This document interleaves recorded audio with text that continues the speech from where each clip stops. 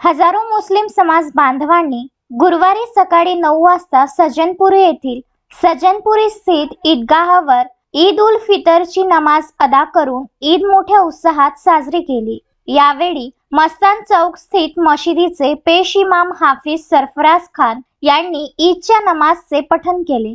त्यानंतर शहर तसेच देशात सुख शांती आणि सद्भाव अबाधित राखण्यासाठी सामूहिक प्रार्थना करण्यात आली व देशाच्या हितासाठी दुआ मागितली। याबाबत सविस्तर असे की गत महिन्याभरापासून मुस्लिम समाज बांधवांचे रोजे अर्थातच उपवास सुरू होते।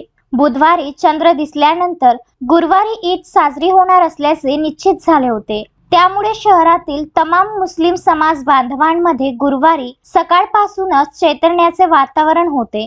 सकाळी सामूहिक नमाज अदा केल्यानंतर सर्व मुस्लिम समाज बांधव बर्डे प्लॉट भागातील कब्रस्थानावर पोहोचले, आपल्या पूर्वज आणि नातेवाईकांचे स्मरण केले व त्यांच्यासाठी प्रार्थना केली। यावेळी खामगाव विधानसभा मतदारसंघाचे आमदार ॲडव्होकेट आकाश फुंडकर, अनीस जमादार, शोहरत खान, माजी आमदार दिलीप कुमार सानंदा, डॉक्टर वकार उल्लख खान, अपर पोलीस अधीक्षक अशोक थोरात, DYSP विनोद ठाकरे, वंचित बहुजन आघाडीचे जिल्हाध्यक्ष गणेश चौकसे, शरद वसतकार यांच्यासह मान्यवरांनी मुस्लिम समाज बांधवांनी ईदच्या शुभेच्छा दिल्या।